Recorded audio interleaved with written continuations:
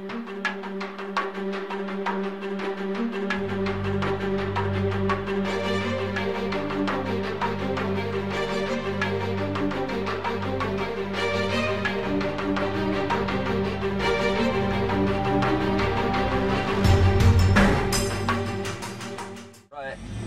it's me, Cougar Johnson. Today we're going into the hearts of New Mexico wilderness where I'll battle the elements with only me and my film crew, Jason. And today we're actually heading up to the mountains. Every survival expert will tell you, build a camp and fire first. But actually here, what's going on here is we're in an arroyo, and flash floods can occur every 5 years or so. And that means absolutely nothing unless you're mentally prepared. So we're going to go ahead and build a raft here very quickly. That way we're safe if we get any flash floods, and then we'll move on to make the camp and fire. When faced with a survival situation, it is most important to remain calm. Failure to do so can result in a dangerous outcome. Right, just, do it.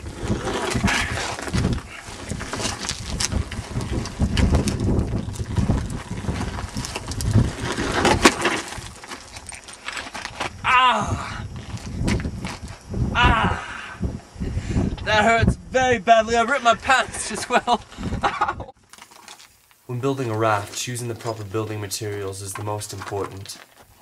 Choosing something too small can result in a tipping over of the raft. But choosing something too big, well, you just frankly cannot carry it. Wait, look here. Found a pack of chewing gum here, and it actually looks pretty clean. Looks like the natives who produce this gum haven't been in it for a while. Let's go ahead and take a piece and see how it is. Alright. Looks fresh. Alright. It tastes pretty good. Not full of protein or minerals, but it'll definitely get the job done to quench your thirst as we're out here. And it makes terrific lashing material for the raft. It's important not to get carried away with aesthetics of your material. Always remember that it's meant for survival, not as an art piece.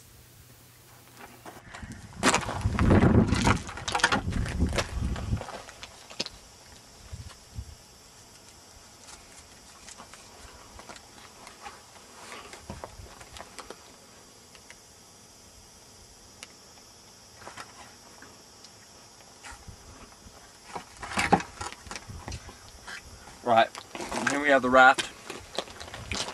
No, it's definitely not a looker, but it'll take care of business in case any flash floods come. Alright, these danger signs, you need to pay heed to them. Even though we're in the wilderness and I have no idea how this got here, they don't put them here for nothing, and there could be danger ahead, so keep your eye out. Okay. What we have here is the indigenous prickly pine cactus, and not only are these little stickers annoying as hell and they get in your feet, your fingers, everything, but they're also a valuable, nutritious meal full of vitamins and minerals, and also a little bit of protein if you didn't know that. They also will quench your thirst because they're full of water, 70% to be precise. Now, to get a hold of one of these, you're going to need to have a knife, maybe a rock, but thank goodness today I have my trusty butterfly knife. And I can go ahead and cut a piece off of here. Get one of these real good. You want to bore in, check it out, make sure it's good and green, which this one appears it is. Right there. And then go ahead and have a good whack at it. Right.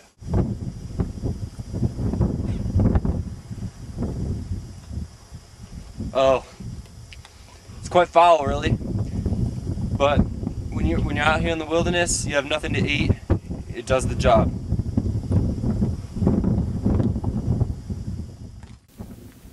After climbing to the top of the highest rock in the savannah, it is most disorientating to realize that you are utterly and truthfully alone.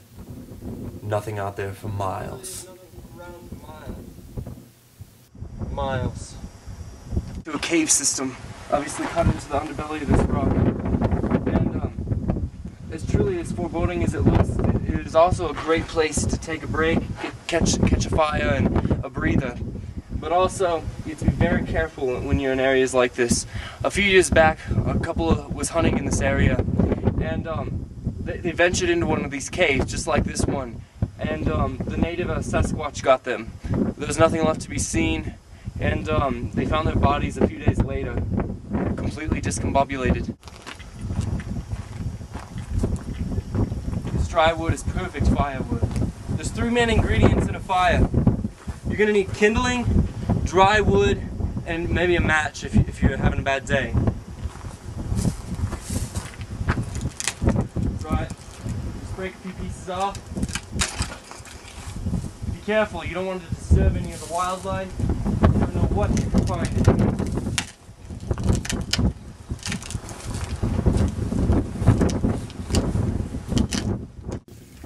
Starting a fire in the wilderness is another story, though. With only 2 rocks and some sticks, it can be a most tedious job. But if you're up to the challenge, it can be definitely worth it, providing food, shelter, and protection from Sasquatch.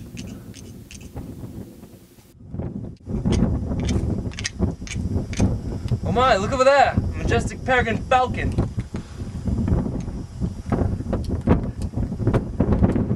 You don't have a lighter, you're an idiot. Hey James, do you want to bring me a candy bar? Turn the camera on. Oh. It's quite a rock face. But I'm going to show you how to climb it and get out of here. Just using nothing but your bare mitts.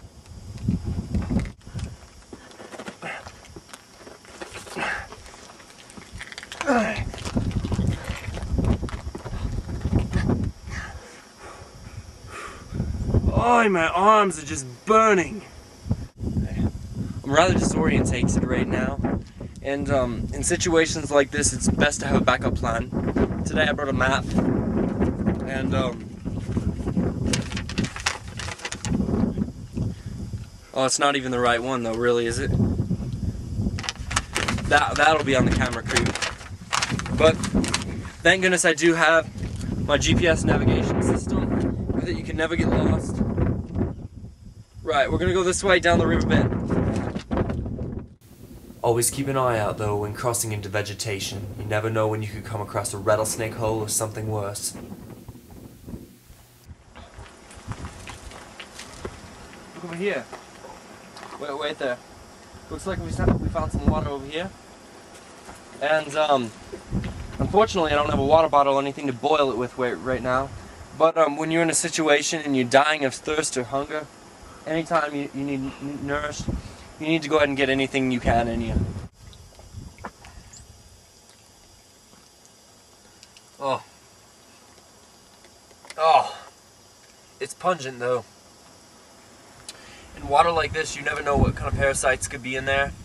You don't want to just go drinking any water. You know, there's a story about a couple who actually wandered out here into the wilderness and found a stream just like this. When the husband left camp, the wife wandered down to the river and drank some of the water. Now, streams like this are full of a large amount of alcohol. They have a huge alcohol content. And she actually died from alcohol poisoning a few minutes later. It's quite a shame, really. I'm gonna move on, though. Follow this riverbed along back to civilization. And to quote Pocahontas, life is just around the river bend. Over here we have a rattlesnake hole. You don't want to ever get too close to these or stick your hand anywhere near it. But I'm feeling rather lucky today, and surviving is all about doing what you can with what you have around you. So I'm going to go ahead and reach my hand in there and see if I can trigger the little guy out.